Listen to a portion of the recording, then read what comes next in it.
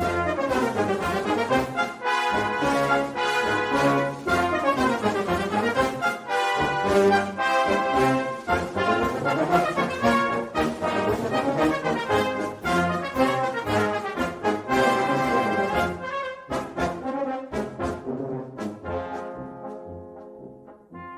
listening to Three's a Crowd, the North East Footy podcast, with Rye for Borough, Steve for Newcastle United, and Ted for Sunderland. That was clever. You loaded us in as we were announced then. He always does. You missed too many weeks. He always does it.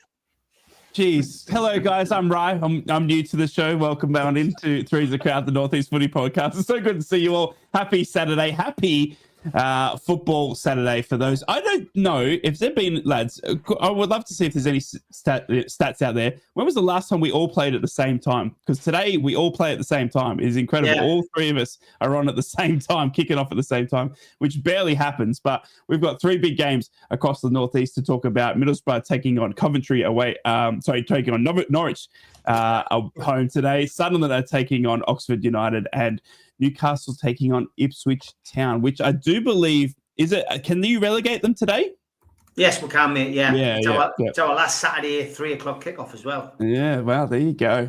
Well, we're very close to the end of the season. The end of the season is nigh, but we've got still a lot of football to talk about. Obviously, Sunderland looking at the playoffs. Can Middlesbrough make the playoffs? And obviously, where will Newcastle finish with that bad loss to Aston Villa? But can they still hold on to that illustrious third position going into the Premier League end of run? I can't believe, lads, we're almost at the end of the season. It feels like it was just yesterday we were kicking this one off.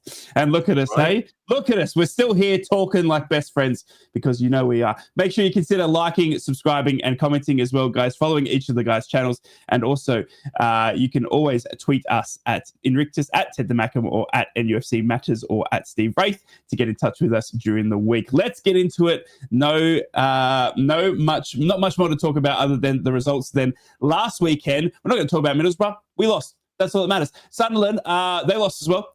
So let's go. Let's just move on to Newcastle. Oh, they lost. We lost. Okay. Cracking weekend. It's not been a good weekend. Let's break it down first. I'll break it down with Middlesbrough. Middlesbrough went to Sheffield Wednesday. And obviously, we're looking for a big chance. Middlesbrough actually had the chance to move up above Coventry and catch Bristol City, with them both losing. But Middlesbrough were unable to beat Sheffield Wednesday at their own park, going down in a 2-1 bore. You must say, Middlesbrough, unfortunately, were unable to capitalise on a Tommy Conway missed penalty to go 2-0 up. They were leading 1-0 through a great goal through Finn Azaz, built up by Morgan Whittaker as well. Penalty then given to Middlesbrough. They were unable to capitalise. Tommy Conway missing that penalty, missing a sitter towards the end as well. Had a bit of a rough game to Tommy Conway, and Middlesbrough would end up go on to lose 2-1 to Sheffield Wednesday. Lads, this one hurt. This one hurt the Borough faithful. This one hurt the social media. This one hurt the Carrick in, because all I've been hearing for the past week is Carrick out. We have just got 2 games to go. Obviously, Michael Carrick has kept his job, unlike other managers around the championship. Norwich City, hello. West Brom, hello. A few other managers losing their jobs with only 2 games to go, but Michael Carrick has stayed in charge of Middlesbrough, keeping us in 7th.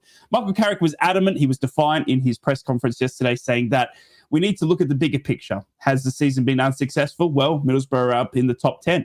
We're not battling for mid-table. We're not battling relegation. He's kept us up there with bad transfer moves and bad injuries. Once again, losing big backline members all season through injury.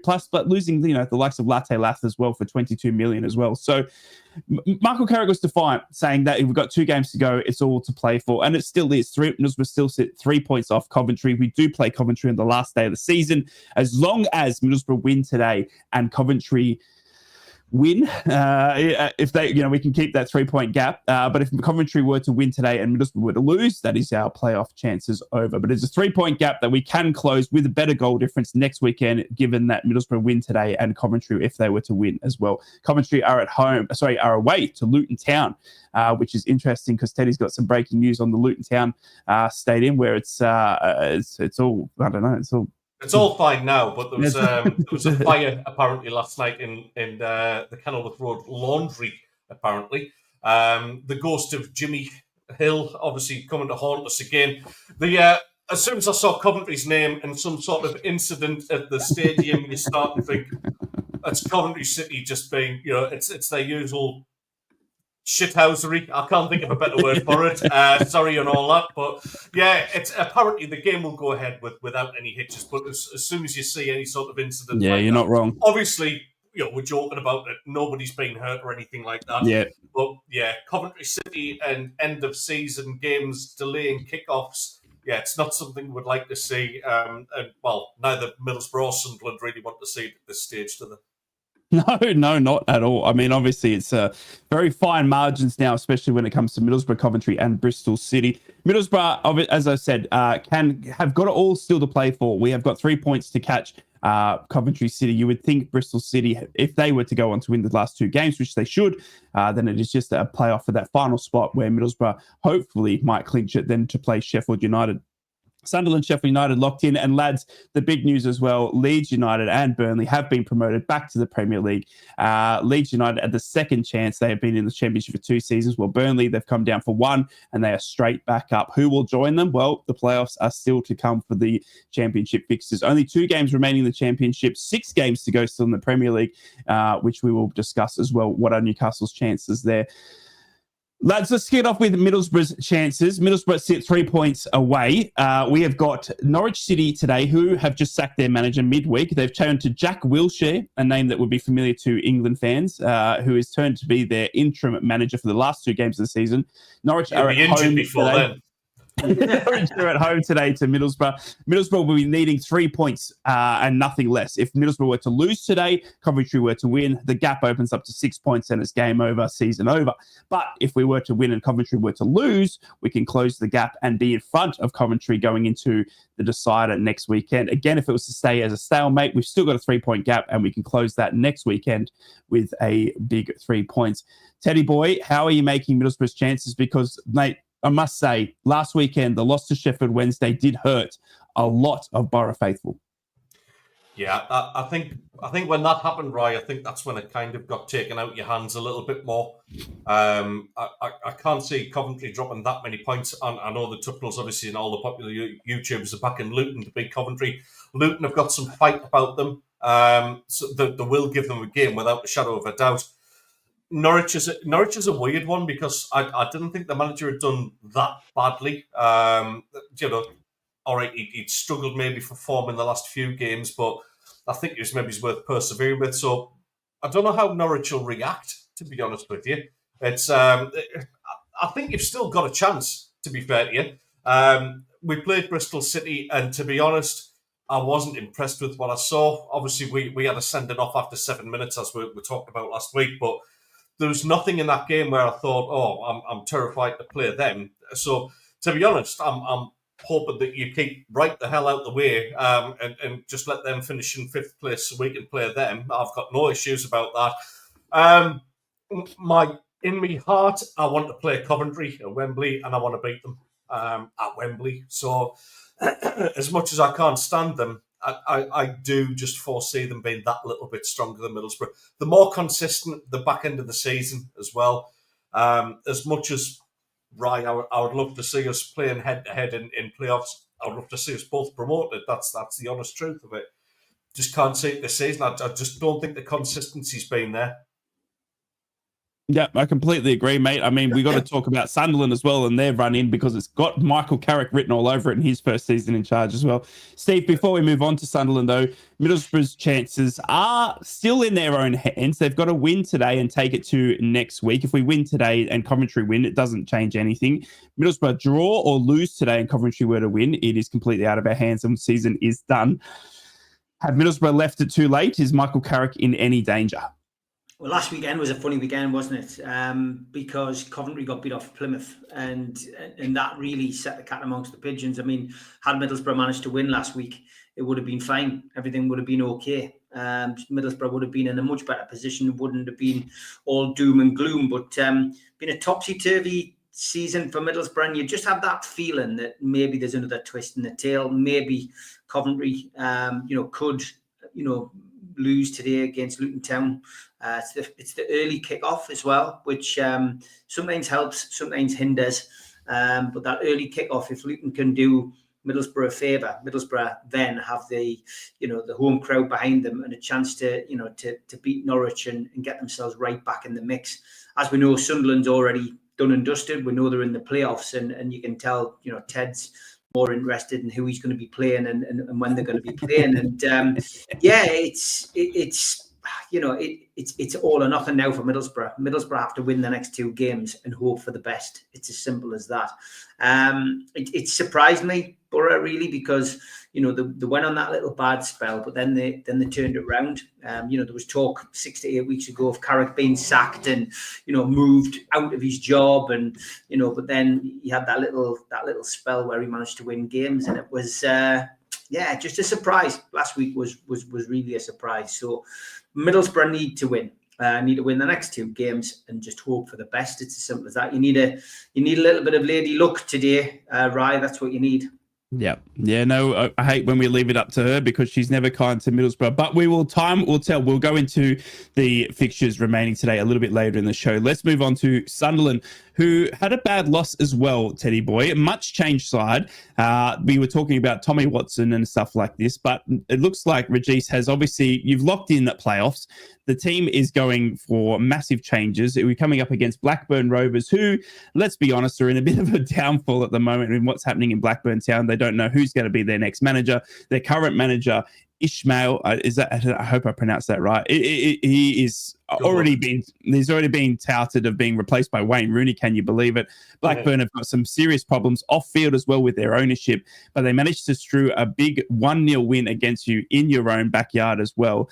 Sunderland's form is a little bit worrying for me, Teddy boy, and I think we can put it down to the team's much changed. We've got sort of that. We've made the playoffs. You can take the foot off the gas, and it looks like you have done that. Sunderland's last 3 games been a loss at home to Blackburn Rovers, a loss away to Bristol City with a red card to Sunderland there as well, 2-1, a loss to Swansea, and a 0-0 draw with Middlesbrough opponents today, in Norwich City. I mean, Teddy, are you worried about the momentum? Because I must say, as a Middlesbrough fan, in Carrick's first season, we did exactly the same. We made the playoffs. We were settled, done, dusted, in 4th position, and we took our foot off the gas, and then we ended up facing Coventry and got blown away in both the home and away there. Are you worried about Sunderland and the momentum and taking that into the playoffs? I'd be lying if I said I wasn't. I mean, I said last week that we needed that win against Blackburn, and that would have allayed a few people's fears then. No sooner had we said goodbye to each other, the team was announced and there were 7 changes and Tommy Watson's still starting. So the writing was kind of on the wall a little bit. Listen, it wasn't a good performance. I know that we're trying to keep players fit. We're trying to bring players back in again as well. The good news is on the injury front, that's looking a hell of a lot better. I mean, people like Adji Alessi are looking like they might be fit for the playoffs, which we completely ruled out for the rest of the season. We've got important players like Dennis Serkin. Serkin, for me, is the best left-back in the division. Like, bar none. He is the best left-back in the division. So somebody as big a player as that is a massive miss. You miss the likes of Trey Hume, who's for me, should be captain of the team. 100% should be the captain of the team. He plays like a proper Sunderland player of old should do, in that bit of a John Kane mould, just to give Steve nightmares in his sleep. A good old proper tractor of a right back, wasn't he? So, yeah, people like that are a big miss. Luke O'Nien has been a little bit suspect again, getting caught out. The likes of Dan Ballard are back in training now, and people like that are massive for it. But we've kind of got to... We've got to make sure that let's get them back in the team. That's great that we're getting our best players available. Mundell will be available for the playoffs as well. Cracking, absolutely brilliant. But they've got to be playing on their level. And we've got 2 games left to do it. Now, it's going to be too late for the likes of Mundell, but they're going to come in and perform the way they do. There's got to be that reaction. We've got 2 games left to play ourselves into form, and we've got to. Because a defeat today, or anything less than a win, is very, very worrying for the fans, and that makes that first, whichever leg we play at home, that is going to be very, very edgy if we don't go into that with a bit of form. When we were last in the playoffs in League One, and we went down to Sheffield Wednesday, we were banging form. And we absolutely, the home leg was as big an atmosphere as I've ever seen at the stadium. Like, It was absolutely incredible. That's what they need to do. They need to get those performances. They need to get the fans back on side, start pressing teams like what we did. We're blowing teams away at the beginning of the season. We made Burnley look ridiculous at home. We beat them 1-0, but it was the biggest stuffing of a 1-0 I've ever seen. So they need to get back to that, start pressing teams again. Isidore will get a start today because my end has ruled that through the concussion rule. And Isidore needs a goal. He absolutely needs a goal because his confidence is just starting to waver. It kind of depicts the way the fans are at the minute, to be honest with you. So Isidore, I've just caught a mozzie. Sorry. Not today, son. The reaction. Thanks to me. Oh. He is. I know. The black cat. That's where are they? They're supposed to be doing it for us. So yeah, Isidore needs a goal today, and I think he'll get it today as well. This is where we need to turn it around. We need to, and I think we will as well.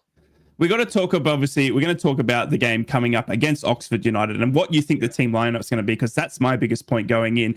But looking at the bench, obviously last week against Blackburn Rovers, the likes of Patrick Roberts, Chris Rigg, Mayenda, Enzo Lafie, Dan Neil, all on the bench for Sunderland, and some names in there that I've never heard of, as a Borough fan through and through. But you still had the likes of Bellingham out there, Luke O'Nien, like you said, but as Teddy rightly pointed out, Alan Brown filling in at right back, Anderson in left back. I mean, Tommy Watson, how he was all right, Yeah, there was some decent performances there. Young Joe came in at left back, and to be honest, I mean, he was out on loan at Shrewsbury at the beginning of the season. He's come back, and Labrise has said he's really impressed him in training, and that's what it's about. You've got to take those opportunities when they come along. Young Harrison Jones played in midfield. I think he was excellent. He was really, really excellent. He was a proper bright spot, probably the brightest part of that whole game. So that's great. That's I can see what Labrise is trying to do. While a lot of fans are doubting him, I can see what he's doing. And, let's use Tommy Watson while we can. Just use him as a stopgap. We're in the playoffs anyway. But to be honest, we need to start and look at, right, okay, what we're going to do. We're not going to include him. I don't think he'll play in the playoffs. There's not a chance. I certainly wouldn't have him anywhere in the squad anyway. So, yeah, listen, it's time to start and get our serious hats on now in the next two games. Like you say, use what we have in the likes of young Harrison Jones. Yeah, let's include them in the squad. We've done the job that we need to do. But, yeah, it's time to get serious about the lineup, I think. Steve, Sunderland obviously have gotten off to the worst sort of ending you could see in a season run in. They've blown the championship away. They were the surprise package for everyone this season in the championship. No one predicted Sunderland to be up there, especially under the new manager, especially what we saw last season with the Michael Beale turmoil and everything like that. I mean, they've just completely and utterly shocked everyone. But they have turned their latest, sort of few games into bad losses. Again, Blackburn beating the wood over them. Would you be worried if you were watching Sunderland going into the playoffs with no momentum? I think Ted would be worried if I was watching Sunderland. I genuinely am surprised that they've hit this kind of like run of form, because it bucks the trend of the way they've been playing all season. They've really always managed to find a way to break a team down or to get back into a game that they were losing, and that's why they're in the playoffs. If this is his technique, Labrise's technique to keep his best players fit for the playoff games, I find it a strange one. I think it's a risky strategy for all the reasons that Ted pointed out. The fact that they go into the playoffs with less game time than they've had all season. That's a risk. You're risking injuries, surely, with players who are just training week in, week out, not having any game time. Are they going to be up to speed? I mean, there's a lot of questions to be asked. None of us are qualified coaches at that level. You've got to bow down to Labrise and his coaching staff's better knowledge and judgment, but it's a hell of a risk because confidence does play such a big part in football. And if you were on a good run going into the playoffs, then in a good run of form and you're winning games, then that's surely going to mean that when you play in the playoffs, as happened in League One for Sunderland, as Ted pointed out. You know, that is going to give you that kind of momentum. That's the key, momentum. So it's a risky strategy by Lebris. On the flip side, some people might say it's a stroke of genius, because who knows what would have happened in these games. You may have lost your best players and not been able to field the strongest team in the playoffs. So it could work either way. But it is a risky strategy, and it's not one that I would be happy with as a football fan. And of course, you know, the other thing is as well, you know, from you know, Sunderland fans' perspective, the fact that he continues to play Watson is such a head scratcher for anybody in football, because you know, the guy is leaving. The guy is not going to stay at the football club. He can't be committed to wearing the red and white top if he's looking to leave the club. I just find that bizarre. Nobody in football that has ever been linked with a move away or has confirmed that they're leaving at the end of the season, I think, has ever been in this position where he's played. So I find that bizarre. I really do. But you know, Lebris could be proved to be the genius in this situation, and everybody else can be, you know, proved wrong. But hell of a risk to take.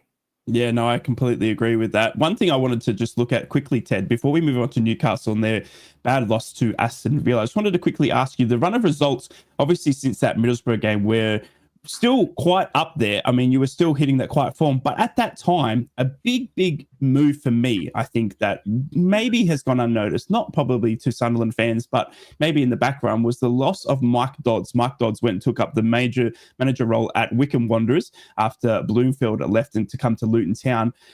Do you see any connection there, Teddy boy, with the bad run of form and the loss of Mike Dodds? I mean, we saw the players coming out and thanking Mike Dodds. There seemed to be a big connection there. He had a great connection with Bellingham and a good connection with the young players. I mean, everyone loved him, apart from the run of results he had when he stepped in. But last season, he was Sunderland's saviour, you know, stepping in as interim manager whenever was asked.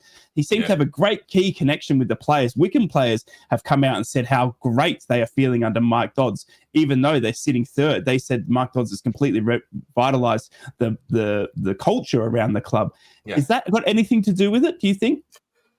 I think it's part of it. Again, I think any Sunderland fan would be a liar if they said it wasn't part of the equation, definitely, because, you know, for all, he might not be, you know, a championship head coach and certainly not, you know, Premier League level, but what Mike Dodds is a superb man manager, and he's a good personal coach, if you like. You know, you look at like you said, the reaction that the Sunderland players had when he was leaving. You know, very, very public, genuine affection that they had for him as well. So it's bound to play a part in it. Absolutely, you know, he was a very, very popular guy behind the scenes. He deserves his shot in League One, and like you say, I've been kind of keeping tabs on that anyway, because I'm a big Deadpool fan, and obviously I want to see Wrexham come up as opposed to most of the country, apparently. But yeah, listen, I'm really happy for Doddsy, because he is, by all recognition, a really, really great guy. I think partly what the form is definitely his loss, but you've got to look at our injuries, and it does go under the radar when you see who's actually been missing this season. It's absolutely terrifying. So yeah, listen, maybe a couple of dodgy decisions as well. The likes of Adil Al-Shish, who went on loan at Portsmouth. I would have kept him all day long and played him ahead of Watson, like all day long. He's a threat. He's a very good technical player. So a couple of questionable decisions in terms of the staffing. Did we have sufficient backup at fullback? Probably not. Letting the likes of Al-Shish go out on loan.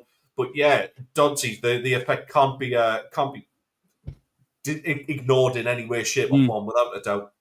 Yeah, it's definitely an interesting one for me. We're going to talk about Sunderland's form coming into their Oxford game. Obviously, Middlesbrough taking on Norwich City as well. But we've got to cover Newcastle United, who had a bad loss last week to Aston Villa, going down 4-1. Ollie Watkins getting us right underway. I was completely shocked when he put this Aston Villa up 1-0 after the first minute. We then had to wait for Fabian Schär to score in the 18th minute to equalise. And then it was a bit of a bore, wasn't it? It was nothing. It was sort of just this midfield battle. And then Aston Villa would come out in the second half and score 3 more goals to make it 4-1. Steve, I'll start with you, mate. As a neutral, obviously, I was excited for this one. I thought it was going to be very interesting to see where both Aston Villa and Newcastle, I feel like these two teams are fighting for that third spot in the Premier League. Newcastle on a fantastic run. Tyndall obviously taking the reins again. Big news for Newcastle fans that Eddie Howe is back and he's feeling better. But Tyndall was in charge for this one. He'd had a couple of big wins, Steve, and then coming up against Aston Villa, did it all get undone, or was it just one of those bad nights, move on, forget? Yeah, just tiredness, really. In the Premier League, I would say, well, here's an ad probably in any league. You can't play the same team time and time again. For some reason, footballers can't do that anymore. I was talking to George Mitchell on our podcast this week, who's in his 80s, and he remembers back in the day that the likes of Jackie Milburn and that playing 3, sometimes 4 games a week and not complaining about it and twisting when they were dropped. Whereas now it's the polar opposite. It seems that the more technology we have, the better boots and better equipment, and the more elite these athletes are. They can't play 3 games in a week. But I'm not going to complain. Aston Villa got knocked out of the Champions League. They bounced back. They did what good teams do. And Aston Villa, let's face it, are a good team, as are Newcastle. And both of these teams, for want of a better expression, are more than capable of humping each other every other week. You could go to Newcastle, Villa, and Newcastle would hammer them 4 or 5-0, and then you go to Villa Park and they do the same to us. It's a strange scenario between these two teams, and it just seems that anything can happen between these two teams. Very rarely a draw, very rarely a game where there's not a goal scored. There's always goals, and they caught us out the first 30 seconds. We were 1-0 down. We did well to get back in the game, and that first half wasn't one for the purists. And I mean, let's be fair, Villa could have gone 2 or 3-1 up. I think they hit the post and hit the bar a couple of times. Yeah. But they didn't, and Newcastle managed to claw themselves back into it. And you thought at half time, get them in there. Tyndall and Jones can have a chat, sort whatever differences that needed to be made, and we'll come out fighting in the second half. But we just didn't have it in our engine. You can't criticise a team that's gone on a run like that. They've won a cup final. They've played so well in the games after the cup final and got themselves into the Champions League places. And I guess, like you said in the intro there, is this where you just put it behind you? Yeah, you do. You've just got to put it behind you because, Newcastle have got Ipswich today. They've got such a great opportunity to bounce back themselves. And Champions League qualification is still in their hands. We know what we've got to do. We win our games, we're there. And the beauty of us having 5th place as well for the Champions League means that, it's not all or nothing. We don't have to finish in the top 4. Even finishing 5th will be beneficial. And the other fixtures that the other teams have got to play each other. Somebody is going to miss out. It's going to be unfortunate. It won't be Newcastle. I'm very confident that Newcastle will have more than enough in their armoury to do it. And look, it means we can focus. Graham Morton says a heavy defeat will hopefully focus the mind. Should be 3 points today, but the last 4, we need to be right on it. Welcome back, Eddie. And even though Eddie, missing didn't really seem to affect the team for the first couple of games, it will take its toll at some point. The players are only human, and they will have missed Eddie. So for me, Eddie's back. Put that one to bed, and hopefully Newcastle United, are back to winning ways today. And just taking up Jody Tumbalai's comment there, Villa bypassed our midfield with a long ball. Tyndall certainly didn't change our style of play. For me, it was easy to see. It was Tyndall and Jones' decision. Eddie Howe said at the press conference yesterday he had no involvement in any of the games. There you go. Couple of wins and the defeat. So, well done to the lads for stepping in, but welcome back to today. Yeah. Teddy boy, before we get on to everyone's favourite cat, mate, were you surprised by the result on this one? I mean, I predicted a 3-3 draw. I knew there was going to be goals in it, but seeing Ollie Watkins put them up within the first 30 seconds and then a 4-1 defeat seemed a bit heavy, but as Steve said, you'd probably see it the same way as if they were to go to St. James's Park and Newcastle to win 4-1, you wouldn't batter an eyelid. But this one, for me, seeing Dan Burns score an own goal, and we saw the likes of, Tyndall sort of stepping in as management, was this one easy to forget for Newcastle fans, or do you think it was one that, might sting a little bit longer? I think they'll want to forget it, and I think it's perfect timing for Eddie to come back as well. I think that'll kind of it'll almost brush that last game under the carpet a little bit. One thing I did, I watched the game and I still can't put my finger on it, was, Steve, do you think that was more about Aston Villa being absolutely on top of their game, or do you think it was more to do with Newcastle having an off day? Yeah, it was 50-50, mate. Newcastle can't play the same team. And bearing in mind, we never changed the team since the cup final. It's the same 11 being played week after week after week. It's going to take its toll. You're going to hit a brick wall. Newcastle do train hard. Eddie has them training hard, week in, week out. So for me personally, I think it was down to that, as well as Villa being a good team. Aston Villa are a good team. They've got good players, a good team, and from our perspective, that was just one to forget for us. But you can't take anything away from Aston Villa. They did well. Similarly to the Sunderland situation, sorry, Roy. Similar to the Sunderland situation, though, as well. You've got players coming back from injury now, so there's a chance to refresh the starting lineup a little bit. Anthony Gordon obviously has come off the bench a couple of times as well, so approaching sort of full fitness, where he's obviously had the injury and the suspension as well. So do you think Eddie will ring some changes as well, Steve? Because I can certainly see that happening. Interesting. It is possible that he'll make a few changes. Fabian Shaw was he'd taken off as a precaution for a hamstring, but Eddie said he's fine. Botman is back in the squad, so that is a positive for Newcastle. But will he make any changes? I don't know, because then you're leveling the finger of blame at a particular player for last week's defeat. I don't think that's fair, but he's going to have decisions to make, and the way that Eddie tends to do it is ultimately he tends to do it through the through the weekend training. He's been back in since Wednesday. He'll have listened to what Graham Jones and Jason Tyndall will have said, so it'll be interesting to see if he does change anything. Well, we've gotten the 3 losses out of the way. Thank goodness. We can move that. We're going to move into the second half of the show, talking about what's to come, what's left for Sunderland, Middlesbrough and Newcastle, all playing at the same time today in the kickoff of Saturday afternoon. But before we get there, sit back, relax, and have a bit of a giggle at everyone's favourite cat. It's time for...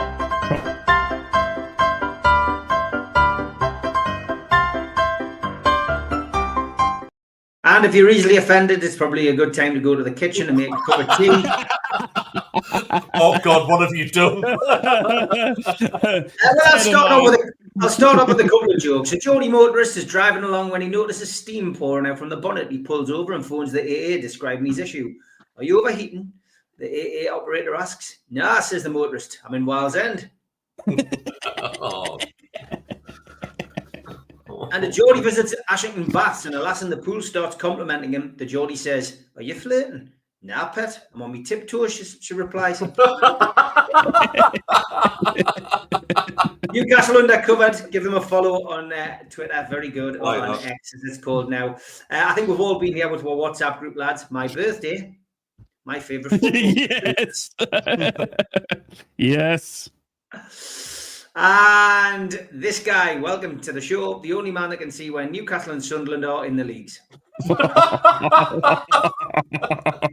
Is his name Isaiah? Hey. One Isaiah than the other. Little making a faux pas here with a placement of their adverts. Hiring shit. Oh, no. And congratulations to Virgil van Dijk on signing his new contract at Liverpool. It was always 400 bags a week. Manchester United, well done to them. In Manchester United's worst Premier League season in history, they managed to secure top flight football for 25-26 campaign following Ipswich's loss to Arsenal. Well done, lads. You're safe. That's wild. We've seen lots of people in confusing outfits with Liverpool tops on and Manchester United shorts. We've seen all of those kind of pictures. How about this one, lads?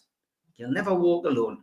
Oh, my God. Oh, my God. No. Oh.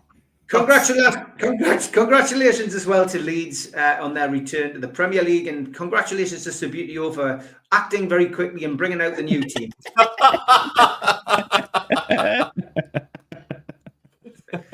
And I included this one because the cat introduces this part of the show. This next song is about the complexities of trust and betrayal, and it's called "Why Is My Bowl Still Empty, Janice?"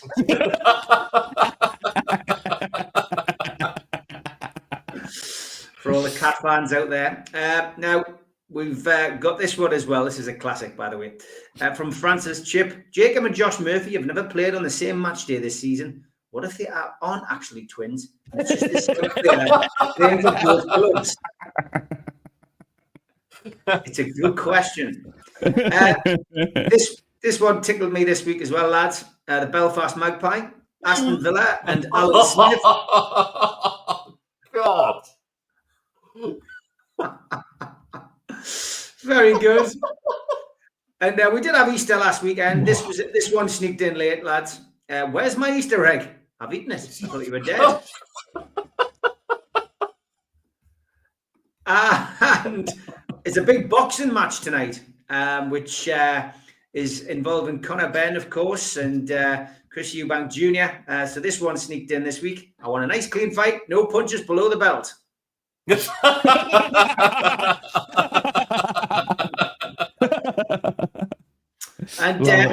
I managed to get a new gravy boat for my Sunday dinner this week, lads. I just thought I'd choose this moment to share the picture with you. Oh, God. And the top two this week. Madrid, without corruption, are basically Brentford, lads. He's not wrong. I mean, it's quite deep, that. Not as deep as the gravy boat. The winner this week, though, is this one. Oldham fans dressed as butchers off to Forest Green today. Forest Green are the world's first fully vegan football club. Love that. Well done, Oldham. Great stuff. If you have any tweets that you want us to include in Troll of the Week, at Ted the Mackham, at Inrictus, or at Steve Wraith on X, and we'll pick them up so we can play the cat.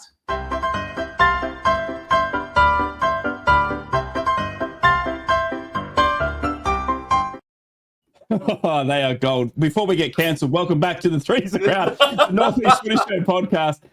You're joined by Steve, Ted, and Ryan, where we talk Middlesbrough, Sunderland, and Newcastle every weekend in a battle of the Northeast. Usual rivals, but we bring the banter and the laughs. There's a big crowd in today. We thank you for all your support. A lot of questions flying in.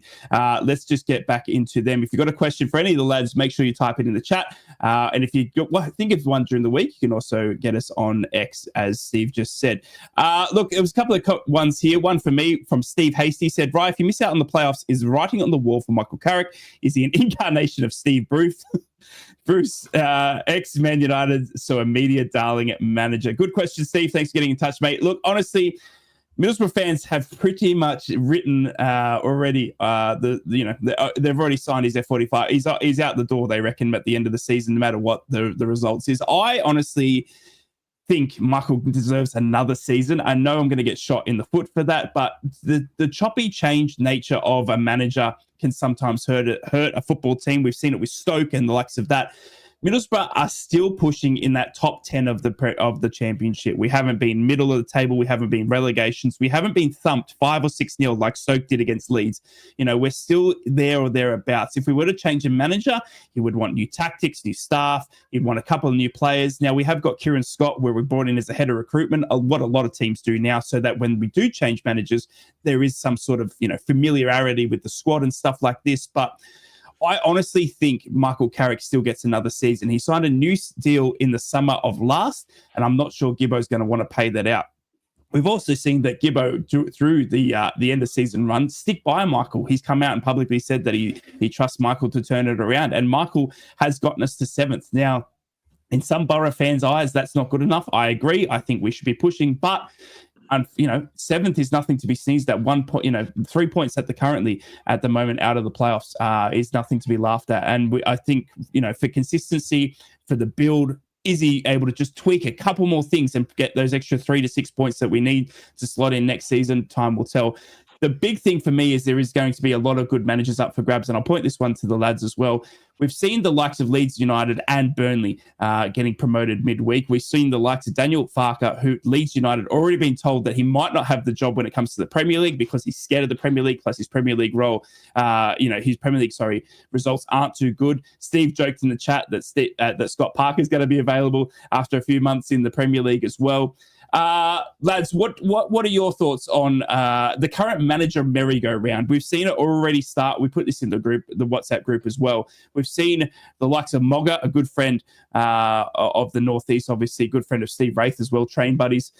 He was sacked, obviously, midweek. We've seen Norwich go and sack their manager. We've seen the likes Ipswich Town have kept their manager, Kieran McKenna. They could be relegated today, but Southampton have gone and changed their manager. It seems to be a bit of a merry-go-round. I doubt that Leicester, stay with Rude going back down to the Championship. Do you think that it's going to be a big change of managers coming into the off-season? I'll start with you, Ted. I mean, let's go. Do you think that day one next season, I'll ask you this, do you see Eddie Howe, Michael Carrick and Regis in charge of Sunderland, Middlesbrough and Newcastle, respectively, day one of next season? Good grief. No, to be honest. I think Carrick will either walk if they don't make the playoffs or he'll be removed. And from there, you kind of think... I mean, I made a joke of it saying, don't worry, it's only a few months till Scott Parker's available. I only half joke, to be honest, because he's one of these... Me and Steve talked about this a little while ago. Obviously, Scott Parker's an ex-Newcastle player. He's done very, very well with Burnley. He's done well with Bournemouth. He's done well with Fulham to get them back into the Premier League. But he just doesn't seem to be able to get past that. He's not somebody who Newcastle will look at to replace Eddie Howe if and when the time comes, because that pedigree just isn't there of that like sort of elite coaching level. It's like what I said about Mike Dodds as well. Mike Dodds, I bet he'll have people running through brick walls in League One and League Two. Just around Championship and Premier League, that's when it starts to get that little bit more difficult. Now, I think certain managers have their limitations with that.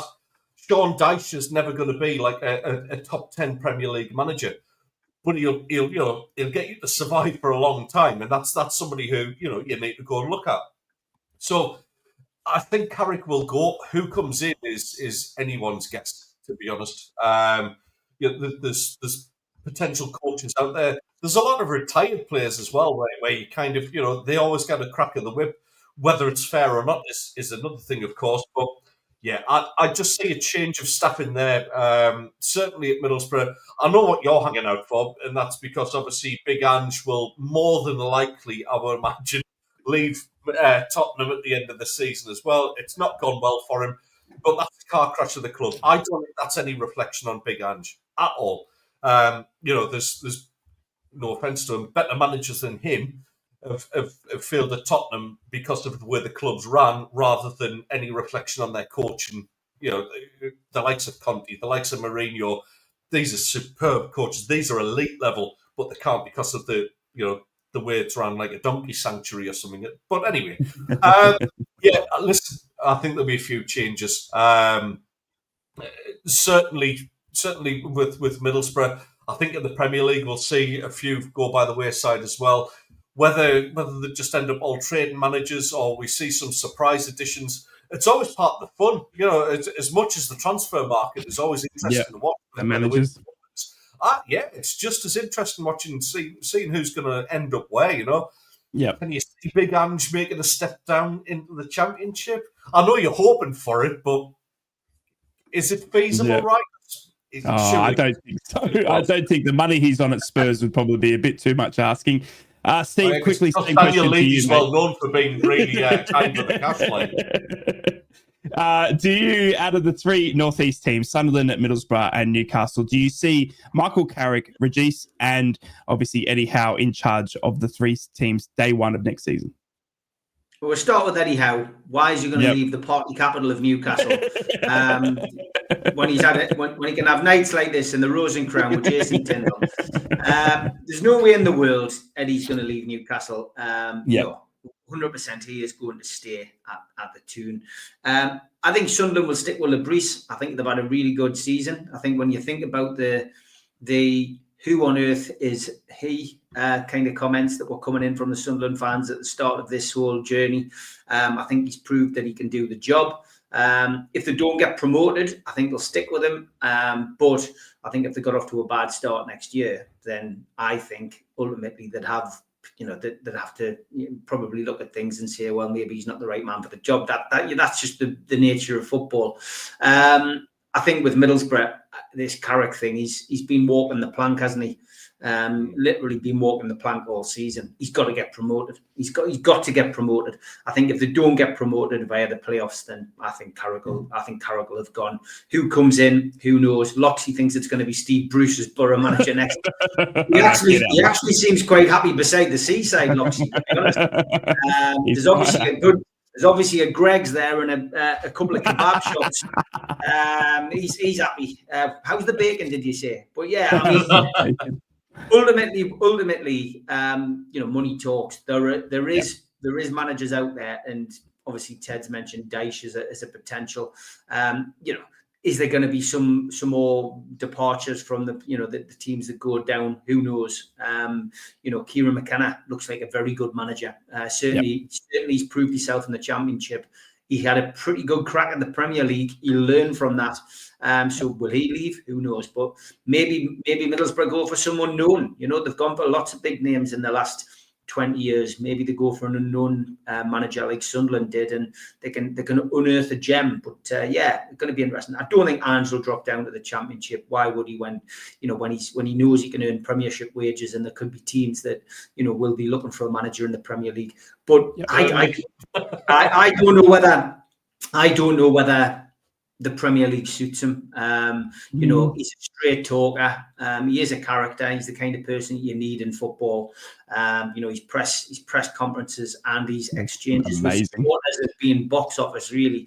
But is that something he enjoys? Only he knows. So yeah, it'll be interesting to see if he does go, where he goes. It will be very interesting. Hope that wraps up your question there. Another quick one from Gary Douglas. Again, thank you for all tuning in and getting your questions in the chat. Gary Douglas asks you, Steve. Quick question, Steve. In the show yesterday about the new Big Six, why was Chelsea in there instead of Nottingham Forest? I just find that quite bizarre. Yeah, because it was based on the top six over the last 20 years. So basically, Chelsea, have been a top six side. Our question on the show yesterday was, have Newcastle and Aston Villa become the new part of the new top six, usurping, Manchester United and Spurs. And Chelsea, of course, have been one of the so-called fated top six for the last 20 years. So Forest have only been there for one season. You can't really say that they're part of the top six. So that was the reason. I've got some breaking news as well, right? A gig has just been announced, which might interest some of our viewers who don't know. It's Lily Phillips. Jogging tour of the UK. There's the dates. She is coming to Newcastle, Leeds, Manchester, Nottingham, Birmingham, Cardiff and London. So there you go. Lily Phillips, a dogging tour in the UK. Oh, jeez. This show's going downhill, man. Wowee. Listen, obviously, we've got, look, if you're interested in that, get in touch with Steve. He knows the contact. Look, we're going to move on quickly. We've got Middlesbrough coming up at the 3 p.m. I've lost for words. Middlesbrough taking on Norwich away from home. We've got Sunderland taking away Oxford as well, and we've got Newcastle United taking on Ipswich, all at the same time, lads, today in a massive Saturday afternoon.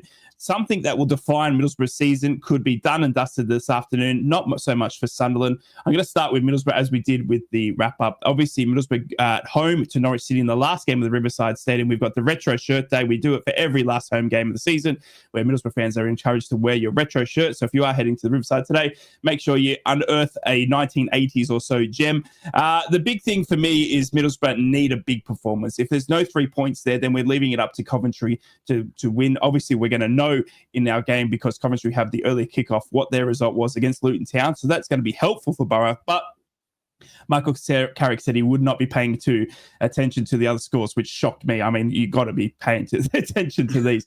It's incredible because Middlesbrough could go into this game knowing that if Coventry have lost, if Coventry win, then we need to know we have to get the 3 points. It could change the tactics. We saw a big thing this week was Sir Alex Ferguson talking about obviously his mentorship with Michael Carrick, and Michael Carrick being in touch with him and stuff like this. Sir Alex Ferguson was always notoriously saying that if it was they're 1-0 down, 10 minutes to go, 20 minutes to go, that they're trying to get, a goal to send the supporters home happy. We haven't seen that with Michael Carrick. We were down and we saw the tables turn last week against Sheffield Wednesday. Well, we need a massive performance against Norwich today to secure all 3 points. Will Michael ring in the changes? He kept the same team after 2-day break from Plymouth between them and Sheffield Wednesday. I still think it calls for some changes, but the problem is, who has he got to pick from? Who can he turn to change that squad up? And I don't think there's going to be much out there that it was different from Monday's horror show against Sheffield Wednesday. Norwich, on the other hand, are in a world of hurt. They've sacked their manager, as I said in the pre-game, was that they've got Jack Wilshere now as their interim manager, and Norwich are no pushovers. They got 2 of the high-scoring goal scorers, Teddy, in the championship. I'll come to you first, mate. One thing that shocked me, mate, was the golden boot for the championship this season is going to be won for the first time ever, with a striker potentially scoring under 20 goals. Now, unless someone goes out there and scores a big 5 or 10, which could happen, at the moment, Norwich Borja Signs, who is leading the goal-scoring record on 17 goals for this season for the Golden Boot, could win the Golden Boot with under 20 goals. That's amazing to me. But look, Middlesbrough's chances today, mate, against Norwich City with Jack Wilshere in charge. Well, you went and said it now. Borja Signs is going to get 4 against Borough, isn't he? You know what? He's a very infuriating player. If I was a Norwich fan, I'd be really, really kind of annoyed with him as well as celebrating the fact he's up there. If that guy spent a bit more time on his feet, honestly, he would have been close to 30 goals this season. But he just goes down too easy, bit like that tour that Steve mentioned. Yeah. We're trying to move on. I'm trying. I'm really trying to. No, this is Josh Sargent as well. Another good player. The rumours are that he'll be away from Norwich at the end of this season, and I'm sure there'll be a few clubs, the likes of Middlesbrough, the likes of Sunderland, probably looking at someone like Josh Sargent as a key signing for somebody. Borja Signs as well. Like I said, if they don't go up, there's got to be a whole host of suitors looking out for him. But like I say, it's just that thing about he's an absolute diver at times. He really is. He had his discipline problems as well. He spat at one of the Sunderland players on a 5 or 6 match ban, I think it was. So he's a bit of a bad lad, but there's no denying his talent, and that's going to be the worry for Middlesbrough today is keeping him quiet, because that defence is far from watertight, and somebody like him coming in off the wing can really cause some damage. As much as I want my Australian buddy to be really, really happy, and happy Anzac Day for yesterday, by the way. We will come back to that. I was hoping to get a word in about that, because you made a lovely post, and you look rather handsome in your uniform as well, as an ex-serviceman. Yeah, you little handsome devil. But now you're going to get humped off Norwich, mate. Sorry. All right. Yeah, listen, mate, I can only see a Norwich win today, sadly. I think they've just got too much up top for Middlesbrough to deal with. And I can see a 2-0 Norwich win. 2-0. Steve, go to you quickly, mate. The Middlesbrough versus Norwich today. Middlesbrough will know what they need to do with Luton Town taking on Coventry. If Coventry were to win, they have to get the 3 points. If Coventry were to lose, it doesn't really matter on the result. Do you think that'll play into Middlesbrough's hands? Is Finnazaz fit? Yep, Finnazaz is fit. He'll be playing. 2 goals for Finnazaz, a 2-1 win for Borough. Get in, Steve. That's why you're my favourite, I tell you. All right, let's quickly. I'm going for a big 3-0 win today, by the way. I think Norwich are all at sea. I think Jack Wilshere, the change of manager, is going to. They've closed the doors. Now, they've got 2 of the best goal-scoring partners in Josh Sargent and Borja Signs, but we saw what was an emphatic game in the reverse fixture of this one. I think Middlesbrough going into Coventry, I think that'll play a big part into the players' mentality as well. If we need to win, see Middlesbrough throwing the absolute chairs at this game at Norwich's defense. If we don't need to win, then you might see the foot, come off the gas a little bit, because we don't, we just take it to Coventry next week. But it's going to be very, very interesting. Let's move on to Sunderland. Sunderland are away today to Oxford United, the University galore. They have got a massive game in terms of trying to, complete staying up in the championship. It's getting to the nitty gritty now for the relegation favourites. But Steve, the big question for me, mate, more than anything in this game is, who the hell's going to line up for Sunderland? Yeah, it's a question that Ted's going to be asking, isn't it? I'm sure the WhatsApp group will be going mad in a couple of hours' time. It's which Sunderland turn up, and at the moment, it's the one that's getting beaten every week that's turning up. I think they'll turn it round today. I think they've probably got more chance of winning the boat race in the current form, but they genuinely will turn it round today to get a point. I'm going to go for a Sunderland-Oxford draw today, a 1-1 draw. Okay. But I still think he'll persevere with the same team selection. I don't think he's going to give away any ideas to any of the playoff rivals. I think it's the more I think about it, that's what he's doing it for. He's looking and going, don't want to give any clues away. And then he's got however many days it is to work with the 11. And maybe he's working with the 11 now who are going to play the playoff game. It's an interesting concept, an interesting idea, which might bite him on the backside. But yeah, I'm going to go for a 1-1 draw today. Very interesting. And Loxy, good point. Obviously, Millwall and Blackburn can catch the likes of Borough and Coventry. If we were to both lose, we can open it up to those two teams as well. Very, very good point. We don't even want to cross that boundary, though, Loxy. Teddy boy, Sunderland, I mean, the lineup for me is going to be interesting. I'm going to be looking at that one again, mate, just to see who the heck Reggie sticks out there today. Oxford United are looking for a big performance. They can still be dragged into the relegation battle with 2 games to go. They are sitting above Luton Town in 22nd spot by 3 points. They will know going into your game whether Luton Town have won or lost at Coventry, so they might have a little bit of adage there. Obviously looking to secure their stay in the championship after the first time at trying. I mean, they're going to be up for this game. Is Sunderland? I think you're very, very correct to mention the Luton game. I think that while they won't plan their whole strategy for this game based on what Luton do, I think mentally it'll affect them. So a lot will hinge on that, about Oxford's mentality going into the game. Again, I mean, it's probably a good job we're off to an all-inclusive for the night, because I'm going to pump myself full of free beer before I read the lineup for today's game. I just don't know who he's going to pick, and that's the difficult thing. We know for a fact that Isidore is going to lead the line. That's an absolute given because of my Enders situation. But after that, it's anyone's guess. I know that Dennis Circle will probably play the last 30 minutes. I think Reggie Slibbrace was looking to getting him on for that.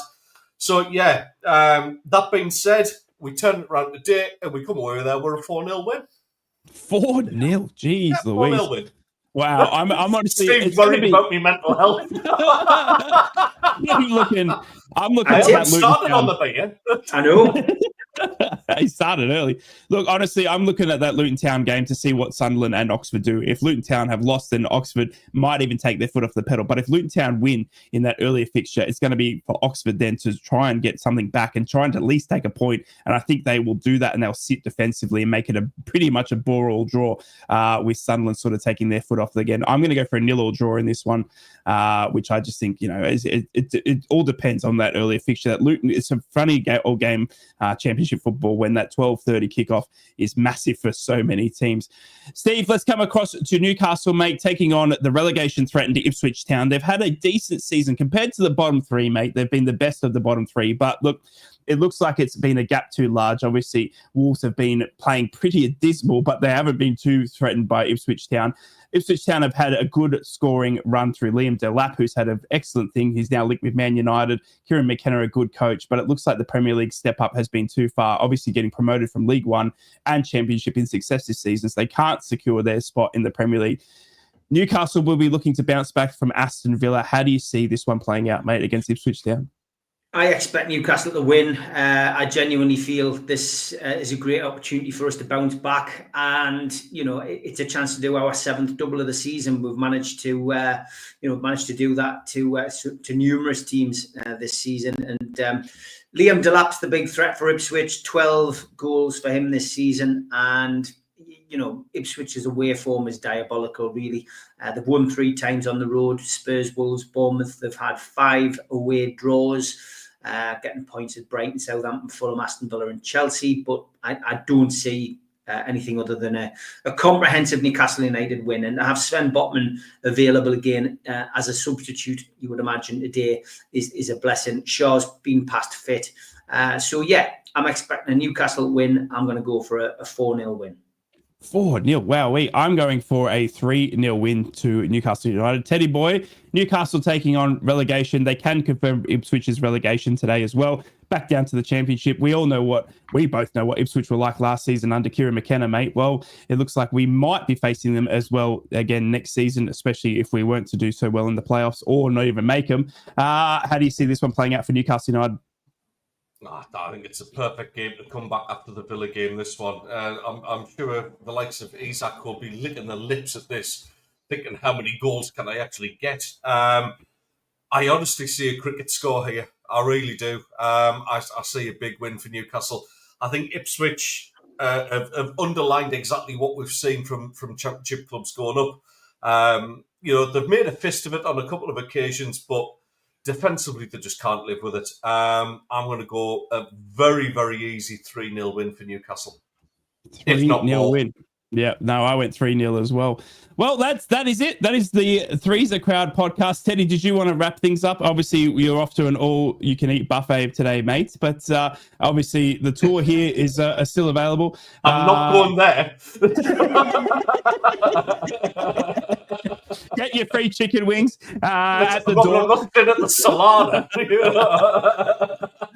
He's going to make a fist of it at the buffet, he says, apparently. So Yes. Oh, without a doubt. Yeah, it's apparently Mexican night. So yeah, we're going away for the night. To be honest, it's cost us €28 each for all inclusive for the day and night. It's cheaper than staying in. So yeah, we're off there. We're going to go and sit by the pool, drink some beers, and have plenty of food. And I think it's my turn to present next week. I think it is. I think you will see Ted in the hot seat next week. Middlesbrough fans, you can tune in and watch me doing the watch along. Steve, are you off to the game today? I am, mate. I am off to the game. Looking forward to it. Stevie Wraith will be in the crowd cheering along at Newcastle against Ipswich Town, potentially confirming their relegation. I do think it will happen. That is the Three's a Crowd, the Northeast Footy Show podcast once again for the week. If you are travelling to the games today, be safe. Have a fantastic Saturday. Good luck to Middlesbrough, Sunderland and Newcastle fans respectively. We'll be back next weekend for more Three's a Crowd. Make sure to check us out on all of our socials and tune in next time on Three's a Crowd. We will see you then. Bye for now. Three's a Crowd podcast will return. That's not a threat, it's a promise.